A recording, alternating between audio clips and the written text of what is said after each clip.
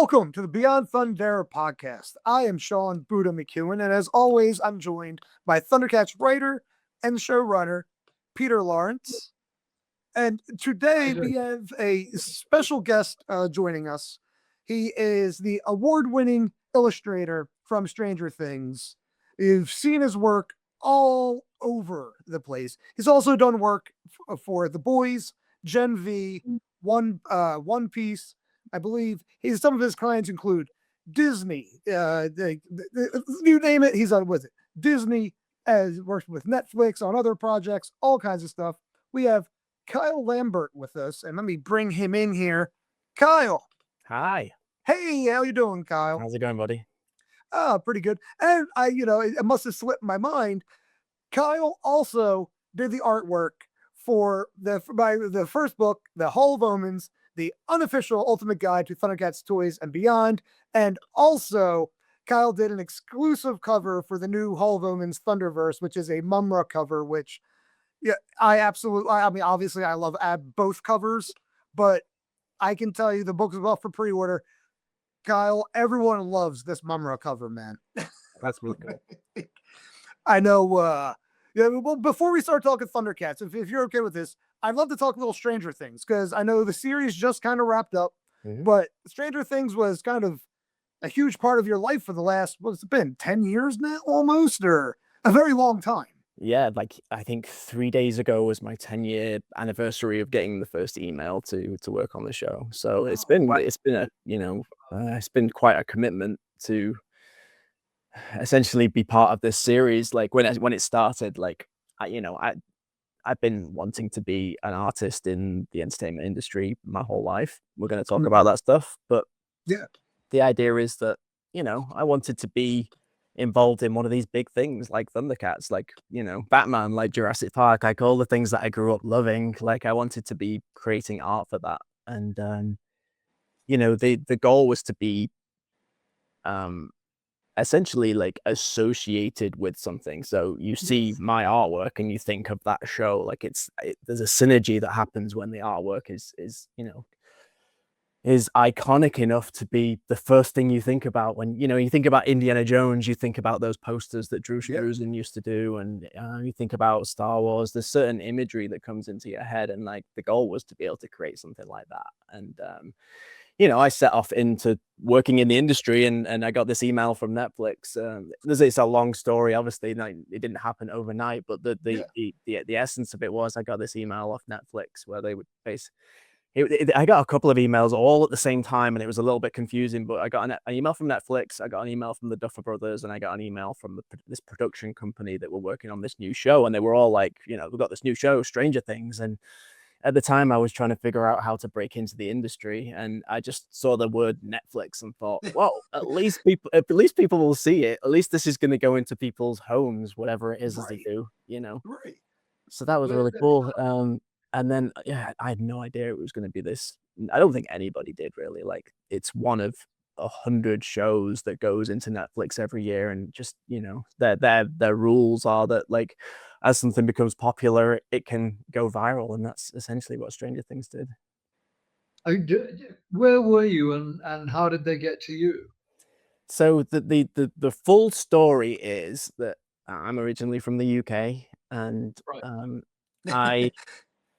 I decided really early on that I wanted to do artwork. I wanted to work in the movie industry, and you kind of have to know people, or you kind of have to be connected, or like in the UK, they definitely have a film presence. They have studios in London that they do production, but they don't have film studios. They don't do the marketing like that. LA is everything for the movie industry. You really, obviously, Peter, you've seen that New York has that for animation in the past as well. And it all really depends on, like, if you think about all the Thundercat actors, like, they're all New York local, essentially. It really does matter where you're from and who you know and all that kind of thing. And here I am in this, in Manchester in the UK, with no sort of like outreach. But I'm of the generation where the internet can take you anywhere you want to go. And I kind of leveraged that really early on. I was able to create these like painting videos online. So I basically showed how I could paint on an iPad and it had never been seen before, like this idea that you could use your finger to sort of scribble and paint, and then it looked like a painting, so I did a bunch of that, and I thought, this is getting attention, so maybe I can start steering this towards working in movies and TV. So I was painting like characters from movies and things like that. Okay, so is that what Netflix, or whether it was Netflix, the production company, or the Duffer Brothers, is that what they had saw originally? Is that what got you on the radar? Not quite. So based off of these internet videos, a couple of companies reached out to me, like Adobe and Apple and a bunch of other companies, to sort of like, we'd like to leverage what you're doing and like promote the products that we're making. And then off the back of that, an agency got hold of me and they said, we're working on this movie, Super 7. And again, it was like, it's a movie, and it's associated with Steven Spielberg. So I was just like, totally gripped by the idea of doing this poster. And they basically just said, all we've got is the trailer. Can you just like watch the trailer and paint a poster? And I hadn't really painted any posters at this point. It was mostly just like portraits that I'd been doing. But I was really excited about the idea of like combining my painting and illustration with story at that time. I was really like studying film and watching a lot of the behind the scenes of movies. And I also was just like fascinated by Pixar as well, because it's a long story. I was working at Apple at the time, and I was really fascinated with Steve Jobs and his like intensity and his like work ethic. And he was also associated with Pixar. Pixar was movies, it was art, it was storytelling, so all of these things were kind of going into this mixing pot.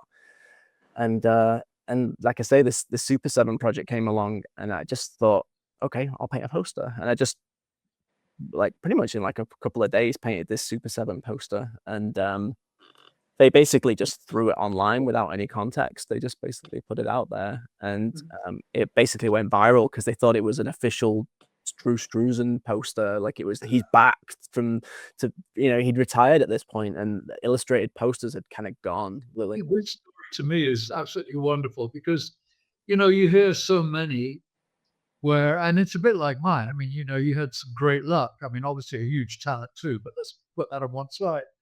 And, you hear a song, oh, well, I was working on it for 32 and a half years. And, oh, no, they suddenly cut my leg off. And, it's like, it's so sad, And to hear somebody who's got a really positive, obviously put yourself out there to get it, it's just so encouraging. And I think that's a great story. Great. Thanks, Peter. Yeah, I think like I've always understood this concept that you can be the absolute best runner in the world, but if you don't enter a race, no one will know about you. You have to get in the game and start participating and show what you're made of, and it's like you say, there's definitely luck, but you really have to put yourself in the mix to be able to receive the luck. And I've always believed that you have to be ready for when that luck arrives.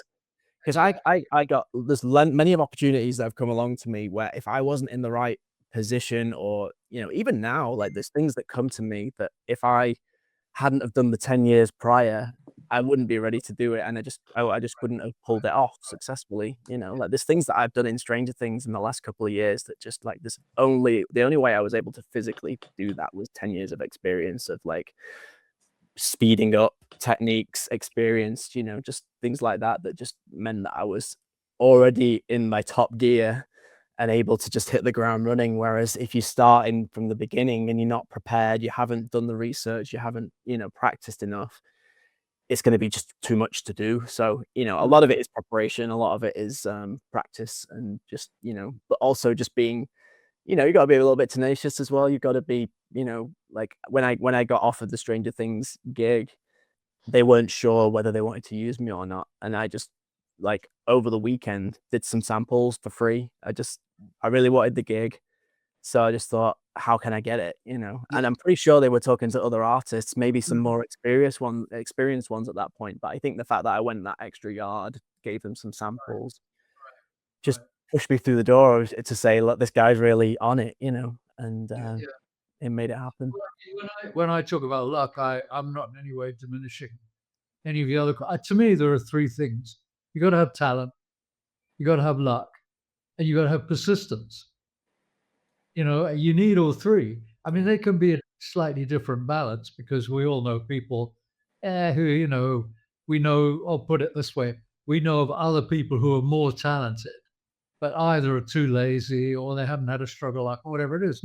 So I think persistence, however you define that, like, okay, now I'm not sure whether they want to use me, but I'm going to do this, that's persistence. Yeah. You're not going to, you're not going to get anywhere. Yeah, and that's just in my DNA. Like it's part of like I listened to some of your interviews last night because when we talked about doing this, it was like 2 months ago, and I thought I'll watch all of your interviews then. So you had an interview with the ThunderCats. We won more ThunderCats channel with Egmont, and I was just listening to your stories and like. It's kind of like I'm thinking about how like whenever I listen to anything I always think about like how does that relate to me and things like that. And like I was thinking about the way you were talking about when you work whenever you're working on a show, like you give it 100%, like when you were working on ThunderCats, even if it wasn't ThunderCats was, but even if it wasn't your best thing, you gave it everything you've got in the moment, and then you move on to the next thing, and then you give that everything that you've got. And I'm definitely like that. Like I'm 100% person. Like it means that I don't eat some days because my brain's just like I get so involved in it, and it's part of me. It has to be the best thing I've ever done, and I often sacrifice myself to make sure that happens, but it's an important part of my work ethic, and the way that I've got to where I am now is just through sheer brute force. And like you said, Peter, like I don't think I am the best artist. I don't think I'm like I could give you a breakdown of things that I'm good at and things that I'm not so good at and things that I've become better at over time and all of this kind of thing. There's probably people that are better. There's a lot of better people that can draw a lot better than I do. Like my skill is more painting and color and just overall like clarity is something I'm really good at. So that it's something that is really important with advertising is that it reads really cleanly, so that if you're driving down the freeway you can see it and understand what it is. And I think that's something that I'm really good at is that. But I look at other people that draw for a living that just do like comic book drawing and things like that, and I'm like, I can't draw like that. I can't draw anatomy like that. I can't draw action quite like that, but when I have to, it means I work 500% harder on that than I do on anything else, because I know I've got to sort of bring up my game to be, competitive. You did exactly what you set out to do, because the artwork you've done for Stranger Things, like especially with Stranger Things, it's iconic. You've got billboards with your artwork on it. Like, it's incredible. Well, but sorry, let's get back to the comic question. Well, let's go back to Super 8 just really quick. Super 7, sorry. Super 7, Super 8. So Super 7, like I say, I did this artwork, they put it online, and it went everywhere.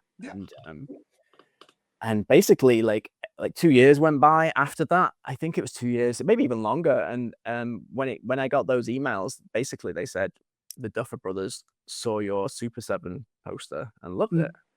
Super 8.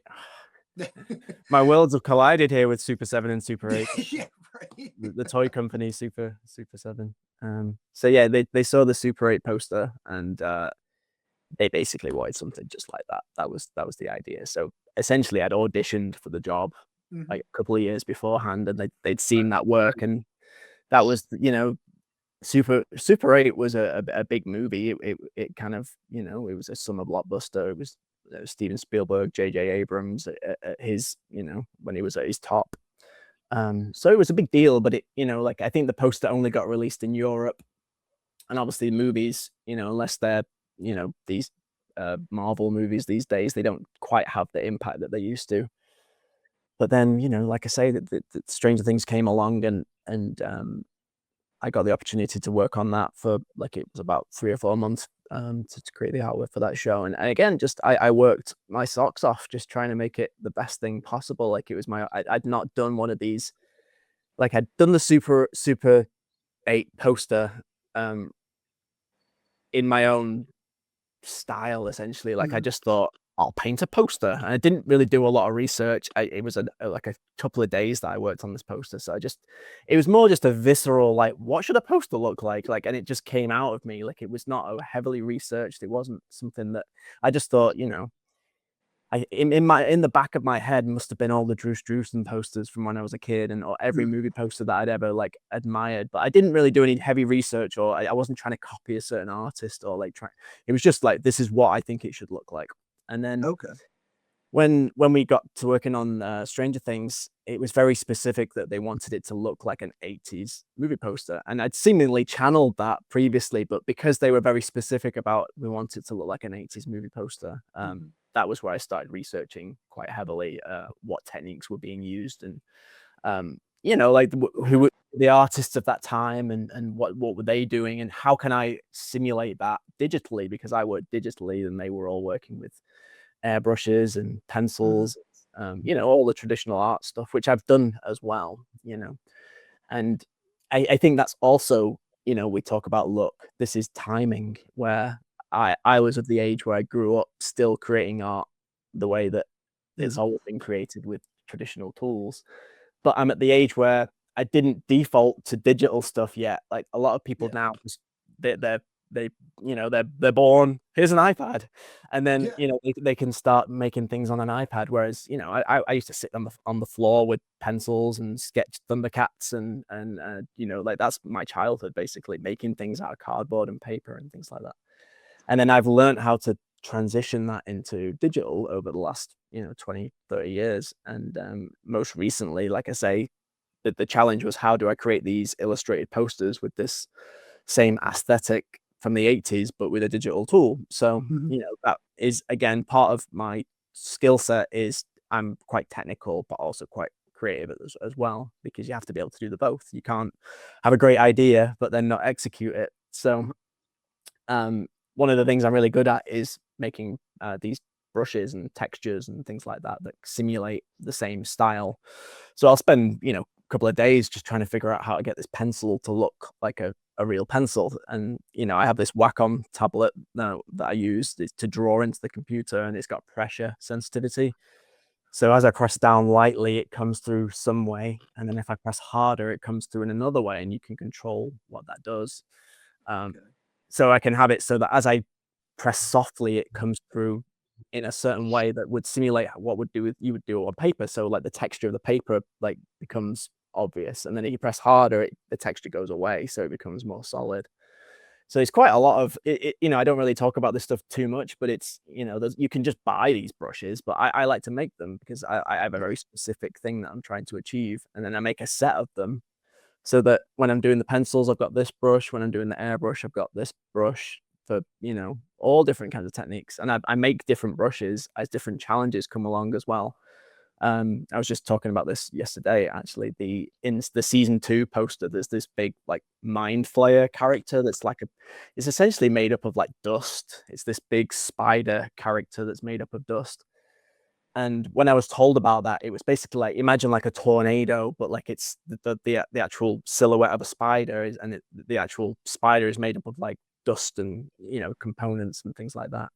So I was like, how do I do that? How do I paint that? Because I can't just draw an outline for this. It has to look like it's an element, like a natural element. So I made all these different brushes to do that, and basically like it's like a wiggly brush almost. As I draw, it does all the wiggles, so I can then focus on more the shape of it rather than how to wiggle the brush. So it's quite a lot of like technology behind the techniques. But the point I'm trying to make is that I had to do all of that first before I could even like paint the poster. And I think one of the things that it's almost like I mean, we were obviously you're a lot younger than me, but at the same time, we lived through and saw. Actually, I worked in, I had a partner who was a graphic designer through the kind of golden age of graphic design, and but nothing was digital then, obviously.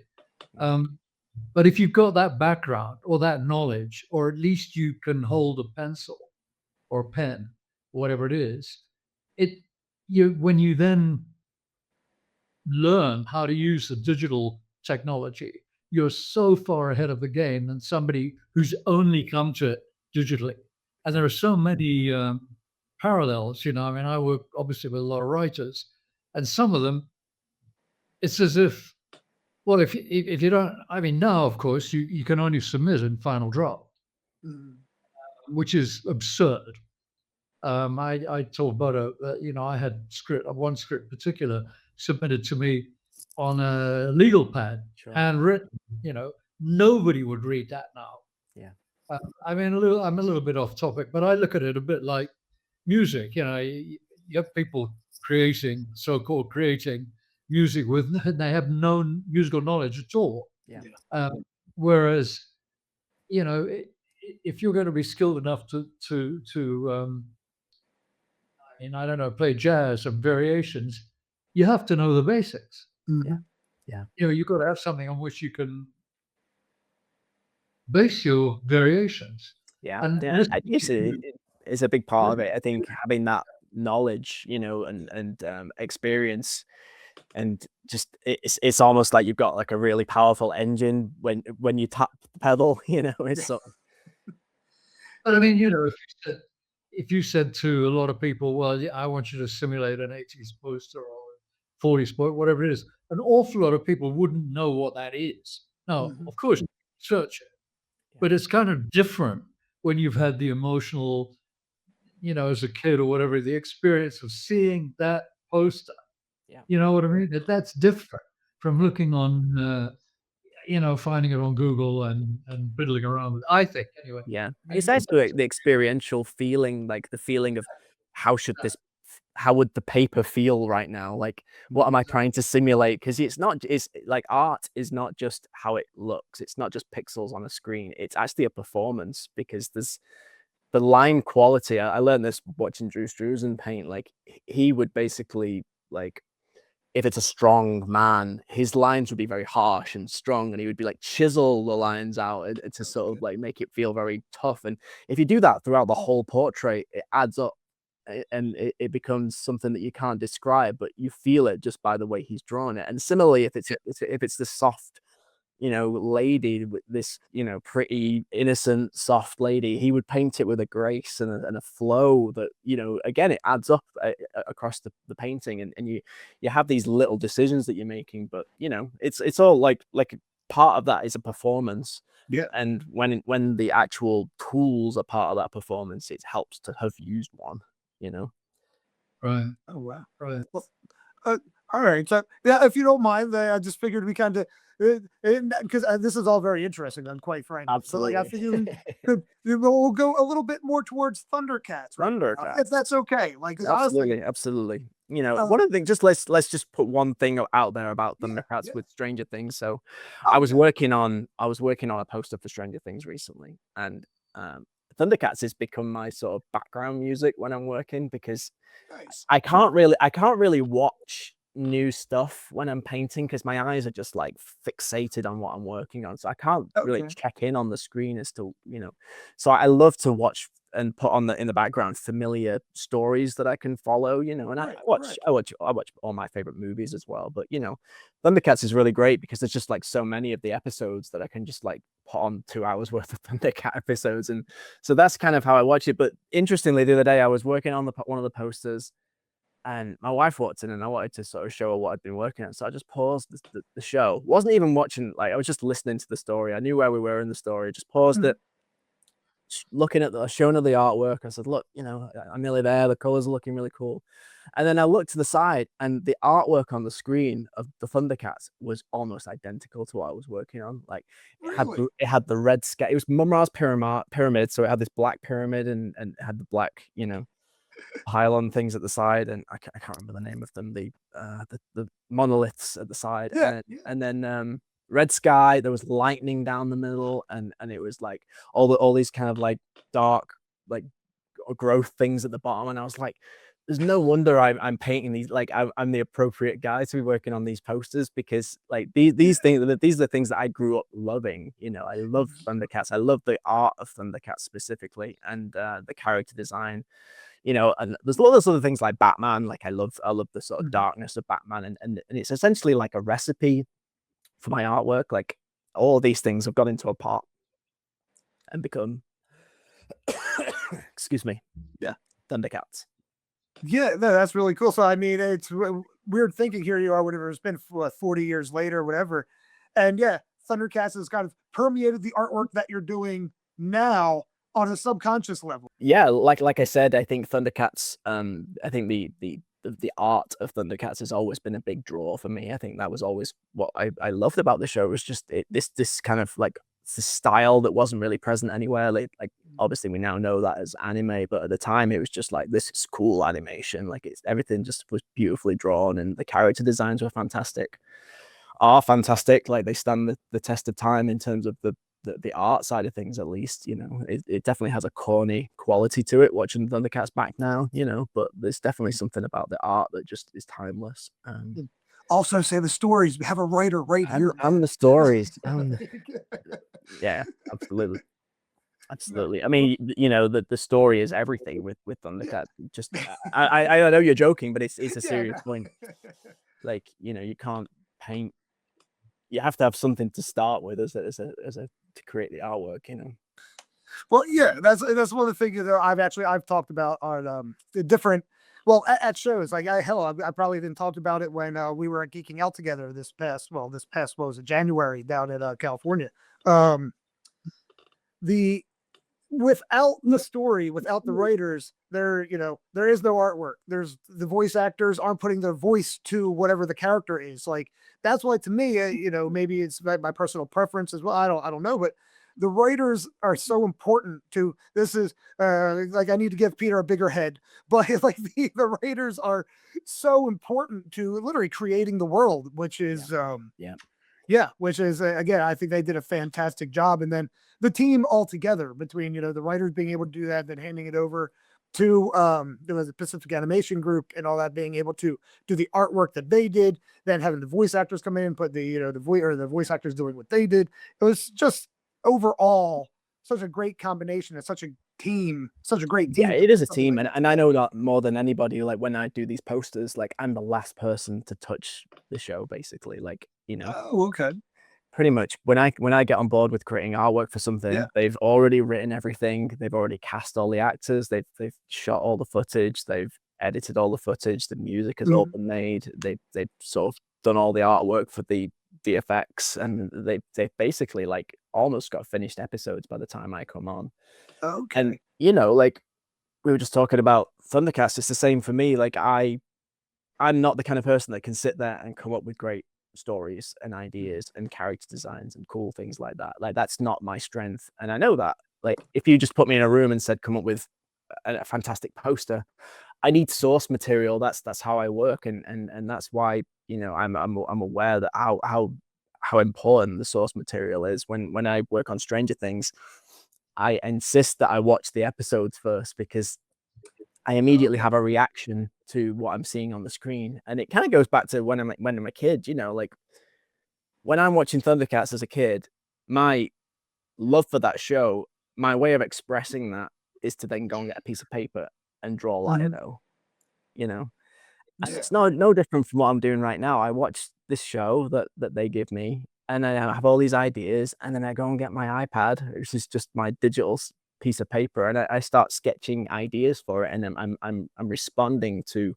the writing, I'm responding to the the cinematography, to the music, all of it. It's part of the experience, and then I then do my best to faithfully recreate that in a poster so that everybody else wants to go and see it, so that it's like the entry point for them. But I'm basically trying to represent every department in this one image and get everybody to go and see the thing. And that's, ThunderCats had the great image with the black, with Mum-Ra at the top, and the cat's lair, and you cannot. I have to. The interesting thing about ThunderCats is that it started. I mean, there's a lot of bullshit talked about how it started, but as far as my knowledge of it, and I'll admit right away that I didn't come in until about show 8. But my knowledge of it is that basically they started with a couple of images of cat human mutants. A guy called Mike Jamaica took those images and really turned them into the beginnings of ThunderCats. They then went to Pacific Animation Corporation. At the same time, Len, who I'm sure you know, but was basically a comic strip artist and a writer, very talented guy. He put down the basics, but really, it wasn't a case of the writing coming first. I mean, the inspiration was just as much from the imagery, particularly once Pacific Animation got a hold of it, because you looked at that, as you said, you know, we didn't know anything about anime, well, especially me, because I didn't know anything about animation, you know, but you looked at that and you think, holy shit. And that was so inspirational. So, you know, it's interesting what comes first, and where the words first does apply is that most of the secondary characters were pretty heavily described and then handed on to the artists. But, you know, not all. And often, obviously, the artists came up with something very original. I think, you know, we've often talked about and wondered why this show was successful. Quite honestly, I have no idea. I have absolutely no idea. But maybe it was the combination of everything. You know, the art, the style of the animation, the fact that we allowed the stories to go out into the wide blue yonder, the artists that we had working on secondary, I mean, everything. I don't know. Yeah. But that's my contribution. Yeah, I think I was thinking about this last night, and I thinking about things that I wanted to ask you, Peter, specifically. But I think one of my thoughts was what you just said, is that, you know, what was it about ThunderCats? And I think the magic often occurs when the right people just happen to come together at the right time with the right sensibilities, and it's not something you can bottle, or something you can, you know, repeat, or something that you can, you know, explain specifically. It's just like, again, I know that I'm doing this kind of Stranger Things and ThunderCats parallel thing going on here, but, you know, two things that, you know, on paper you might not have thought would have necessarily been a huge hit, but when they work, you often look at it and go, yeah, it was just great people working on it, and the right people. You know, when I think about Steven Spielberg, like, a lot of his success, I think personally, is because he got good music to go with his movies, and it's that collaboration between, you know, he got some good actors, he got some good scripts, and he got good music, and all those things together created this package that just worked, you know. Right. And it's most likely the same thing with ThunderCats. It was a good idea, and they had some great art to go with it, and then they did a really, you know, you and the team did a really great job of then building this universe that kids wanted to be in. You know, that's how I feel about it. Even now watching it, like, it's a cool place. Like, the third Earth, you know, like, just weaving into it the you know, the Egyptian history, the history of Earth. There's just little things that just get sprinkled in there, and it's got pirates, it's got so many cool things that all in one place that are woven together in an adventure way, you know, that's believable, even though it's a cartoon and it's mad. Like, it still works, and the stories are, you know, they work within that universe, and it's the same with, you know, I'm not saying that ThunderCats is the only one that's ever done this. There's obviously been lots of cartoons that have been successful at doing this as well, but I think there's something about ThunderCats that seemingly resonates with people, and maybe it's the morals of the stories, maybe it's the heart of the characters, maybe it's just, I think it's the combination of all the things. I think it's just strong in all the different departments. I think the art makes it visually beautiful, the stories give it the heart, and the stories give it the, like I say, I built this universe that the artist can then visualize, and I even feel like you had said, not to like cut you off, but and then the music too. The music for it, from the intro to like the betting music, whatever it was, like, it was a good package altogether. Absolutely, the music is. I think is, and it's funny, you know, it's exactly it's something that I'm working on right now. I think a lot of it is, I want to get in there. I want to be part of that. I want, you know, it's a kind of 3-dimensional. And funnily enough, I'm developing a show for somebody here, And I can't get that across to them. They have such I mean, they're very smart and they're very talented, but they have such a two-dimensional or even one-dimensional view of the show. Well, and then, well, no, that's not how we see the character. Okay, well, how you see it is not what anybody's going to identify with. So let's put it in the context where the kid or the audience actually wants to get in there and interact with the character. And it's like talking to a brick wall. Yeah. And I think that part of the thing about ThunderCats was, accidentally or not, that there were 15 of us or whatever there were in the office compared to what goes on in Hollywood now. And then basically after a while it was, oh, okay, go and do it. Just go and do it. That was it. Yeah. And then you went and did it. Bill Overgard invent, I don't know, Dr. Doug-Turner, what is that? Have Len go back to Egypt. What I mean? It was just like, and whatever you wanted, I'd like, you could get into it, really. I think. Yeah. I don't know. Yeah. Well, yeah, no, I agree. Even like Kyle said, this may work for other shows and whatnot, but for ThunderCats, no matter how crazy some of the stories got or whatever, it all worked within the universe that was created, like in the world that was created, like having pirates, having the robotic space pirate Captain Cracker. You didn't even question it. It was just like, oh yeah, here's Captain Cracker. Yeah. It was like, oh, all right, cool. Oh, here are the berserkers. Here's the ever living Mumra. Like there was just, you never thought anything of it, and it all worked with. Now again, how it worked, Peter, I know you don't know, but I know we don't know. We were children, but it was never silly. I mean, it all worked within the boundaries that you kind of created, even though the boundaries may have been a little bit out there. Yeah.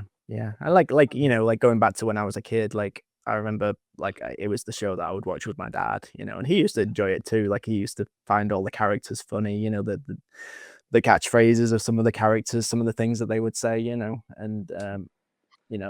I'll get into the story about the cat slayer if you don't mind. Yeah. Oh yeah, no, I was actually gonna let you go where you're going here because I wasn't talking about that. I love this story, man. It's so cool. So we do have a photo of. We will put that up too because it's such a cool photo. Yeah. So like I'm overcompensating now. Like I've got cat slayers everywhere. But like I grew up in the UK, and the interesting thing about my entry into ThunderCats was that I was like, I'm a little bit younger than you, and I got into ThunderCats like after it was successful. Okay. So I basically I went back and figured it out that I basically caught the reruns of ThunderCats in the UK when I was a kid. Okay. Right.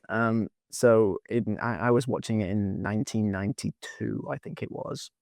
Okay. So a little bit later on.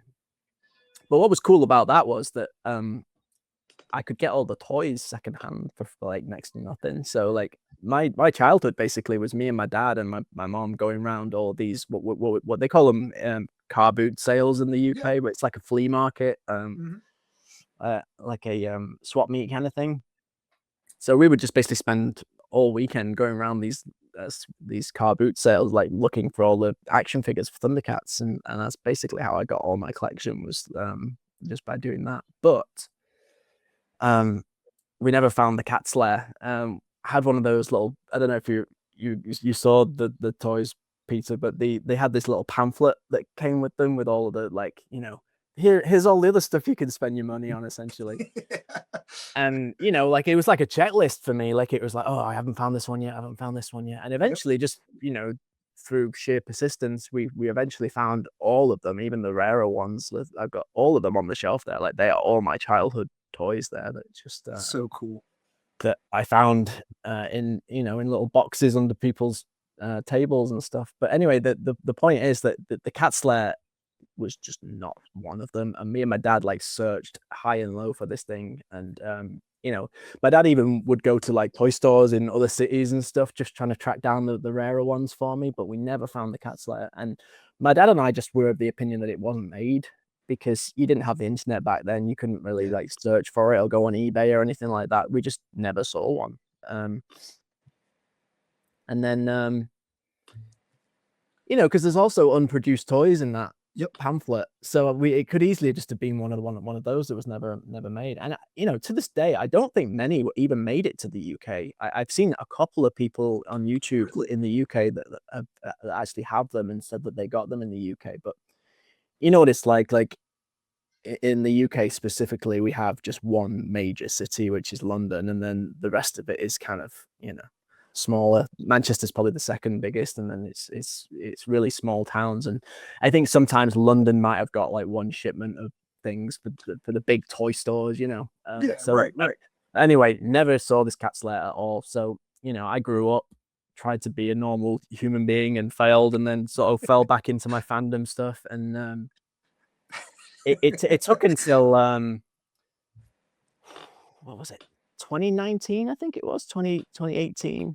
I worked on this. I worked on a project where I needed some reference, and I thought maybe I could get an action figure. And so I went on eBay. Like I'd never gone on eBay before up until I've been sort of quite controlled about not spending my money on things. But anyway, I went on to I searched for this action figure, and just thousands of them came up. I think it was for Buffy. I got a Buffy action figure. Nice. Buffy the Vampire Slayer. Michelle Good choice. Anyway, I think that sparked something in me, and then about 2 weeks later, I was back on eBay, and I was like, I wonder if those cat slayers ever got released. So I searched for it, and then they started popping up. Searched on Google, and so yeah, I think about a week later, I ended up buying one, and it got broken. But anyway, the story that I'm missing in this whole thing is I was going to say, I was going to lead you back there in a moment. I got so focused on the idea of getting this one, which was obviously a big deal for me. But before that, because we couldn't get one, my dad made me one out of wood. Well, this huge thing, huge, like kind of like this size. Like I don't know if you've seen one of these yet, Peter, but it's a bloody big thing. It's human size, this thing. Like when you're holding it, it's like you're giving someone a hug. When you're lifting it out of the box, it's a big presence. And actually, for anybody that's currently watching, I know we are going to be putting we'll be putting it up here in the video, but and even Peter, in the first Hall of Omens book, there is, in the interview with Kyle, we have a photo of the cat's lair. So you can actually it's great. It's all set up, and you're a kid behind it. And I think you're behind it. And I mean, it's giant. Like your dad did an amazing job putting that thing together for for you to have. It really is like cat's lair size for those toys. It's so cool. So where is it now?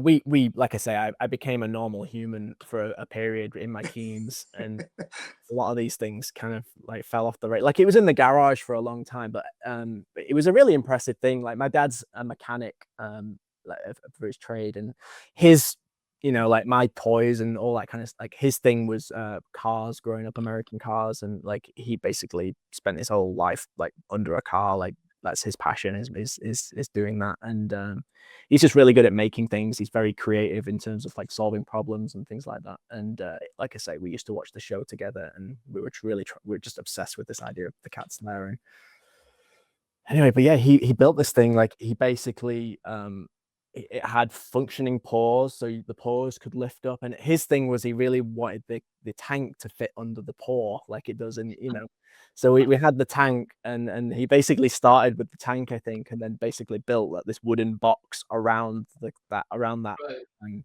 and then he built the hinge on the back of that, and we built a second one on the other side. I mean, I was too young to really like appreciate the whole thing. I only have very vague memories of it, but he used so he built the whole thing out of wood, the whole bottom half of it. So like up to where the head is here, like this was all like a wooden structure. And he basically used like wooden panels to create the ribs and the chest. And he used the tail light of a car for the insignia, and then put a light, like wired a light behind it, so it actually lit up, and the eyes as well. But anyway, he then, the top half here, just above the logo, he did that out of fiberglass. So like he built like a mesh. Well, like honestly, like it was a real project. Sculpted the little, the shoulder spikes and things, and then he found like a decorative plant pot at the garden center that was like a lion head, and put the fiberglass around that, and then basically cut the eyes out, put the red lights in it, painted the whole thing. Honestly, like it's the kind of thing I would do now, but Yeah. I'm obviously a little bit Hey, more artistic. what a terrible shame that it doesn't still exist. Yeah. I mean, I wouldn't have anywhere to put it. Honestly, I just about get these things. We're obviously in the U by getting that thing It's like already. giant thunder tank that occasionally appears that's the size of a truck. Yeah. You know, I don't know. It's fantastic. But anyway, the cat slayer was always a big part of my story with my dad and I. Like it was just one of those like bonding moments, I think. And like he came out here 2 years ago, and I got the chance to show him the cat slayer that I finally got hold of. So that was a big moment. I've got a photo of him and I sort of stood with it, which is obviously something I treasure.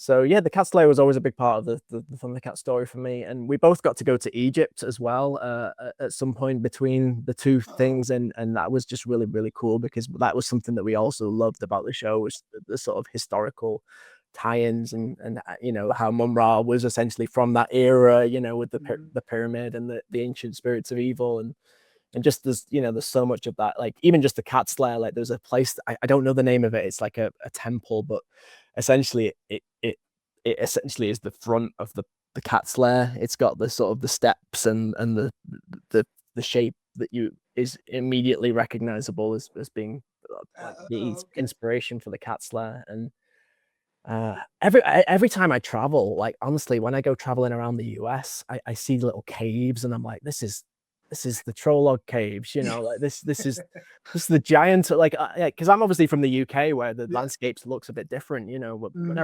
whenever I actually leave my house and go on travel around California and Nevada and Arizona and stuff like that, you see all these beautiful landscapes, and I'm just like, feel like I'm in the show, it's incredible. Actually, so speaking of Nevada, because I know you used to live out by Vegas, right? At one point.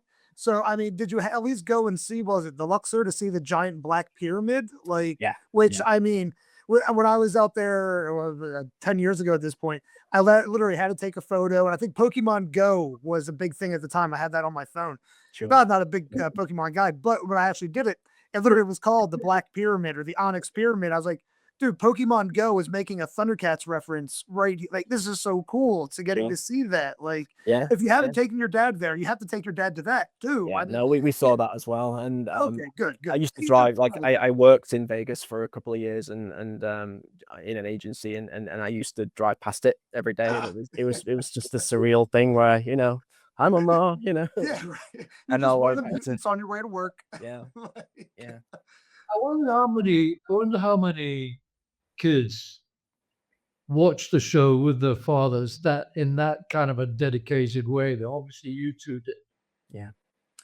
Yeah, like I love that story. That like I remember when you actually kind of first told me about it, man. Like I've never really had that type of connection with my dad or anything like that, being able to bond. And even Thundercats, I wasn't personally able to bond over Thundercats until much later in my life, and literally until social media came around. And like again, even when social media was around for a long time, but even back to the point where Kyle, like when you and I kind of first started, when we didn't even we didn't know real names at that point. We were just Instagram names to each other and stuff like that. Like that's when I was started able to bond with other fans about it. So the fact that you were able to bond with like your dad, a family member, and your dad, who then went and built this crazy thing. I love that story, man. That is so cool. Like I don't want to say I'm jealous of it, but I'm happy that you got to experience that with him, and then literally being able to come full circle at the end with that thing you guys were looking for forever and everything, and then you were able to go and like buy it, and then it was like got to share it with him, like, hey, look, Dad, we got it. Like that's such a cool experience. I mean, this is what this is all about, really. Like, it's on the surface, like I keep saying normal human, because most normal people, if you think about it, most people are on this conveyor belt of like what you're supposed to do. You're supposed to go to school, And then if you're good at school, you'll probably find a subject that you're good at and that you can make money from that eventually progresses into a career. So you'll go to university or, college or whatever. And then there's an obvious, you go into a bank, or, if you think about a small town, you could go into the bank, or you can go into the bakery, or you can be a mechanic, or there's this convention, and then you typically meet someone, you'll then have kids, and then you'll start a family, and then you become friends with the kids' parents, and and then you eventually sit in your armchair, and then there's a sort of conveyor belt of what a normal life should be. And I've seen it with my friends, where they, at certain stages of their life, it's like, no, I'm a man now, like I drink beer because that's what men do, and like, oh, I'm too old for that now, like I don't do, and we all watch sports, like that's what we do now, right.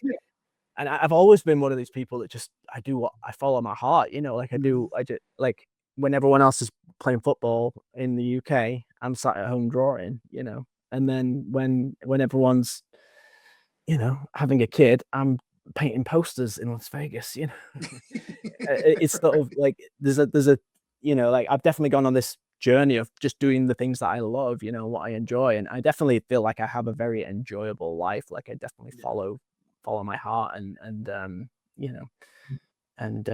not to say that there's anything wrong with having a normal life and doing normal things, like that's absolutely fine. It's just, I'm one of these people that just, I've always kind of done something a bit different, and just like, that's how I become what I am, I guess, Yeah, no, I agree. Like, again, like you said, there's nothing wrong with anyone that does, that's the life that they want. They want to do the, after school, get married, steady job, and all that. But yeah, I've noticed, even like Peter has talked about, actually when we did the episode with like Peter and Chris, like there's definitely something, I believe, especially with people with a very like the creative mind, whatever it is art, writing, even acting, and whatever it is.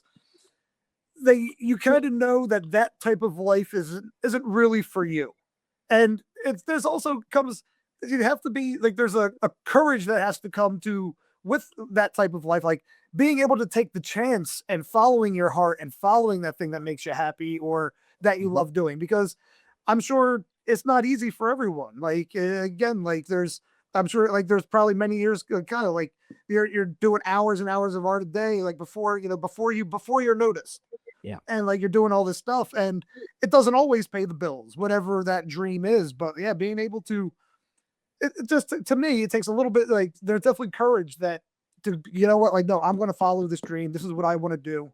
I'll make it work. And I think there's two things here. Like, obviously the fandom thing is one thing, because I think a lot of people are sort of waking up to that as an idea. There's definitely this sort of resurgence in nostalgia where people, my dad's always been the nostalgia source for me. Like he has a up in his attic, he's got a model railway where that's basically his time travel back to the past, essentially, and this is basically my model railway here. I come in here and I can kind of like, zone out from reality and get on with my artwork, and it's both an inspiration and a comfort and all those things. Yeah. But, like the actual career side of things is definitely it's a little bit more understandable. I'm very understanding in the idea that like I'm not normal, in the sense that like it's not normal to go after something with this sense of aggression. Yeah. And dedicate every minute of every, like everything else falls apart just so that you can essentially become this artist that you want to be, or this actor that you want to be, or that, whatever it is that you pursue. Like it is a balance in life. Whatever you put all your energy into, the scale shifts in one direction, and you don't, there's definitely things that I've missed out on because I've focused on my work side of things, but I also have done it consciously. It's not like I've been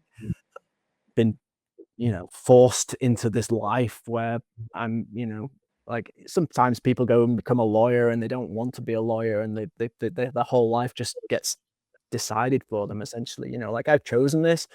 I have these really high payoff moments where I feel like I'm on top of the world and it's the best thing ever, and I'm very lucky and I love it. But it's also been really, really hard, and really, I dedicated my whole life to doing that so far. And I'm lucky that my wife is not like this at all. Like she doesn't believe in like like work is a way of paying the bills so you can live your Mhm. life, you know, Yeah.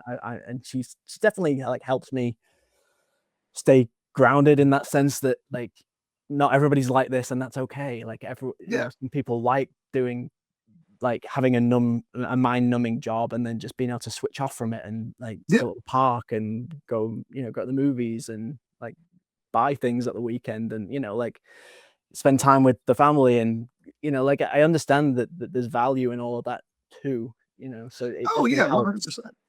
It's just But yeah, and I must say, your wife is a sweetheart, by the way. And I hope she's doing well. thank you. And then also that she's so cool, like that. She understands too, like what you're doing.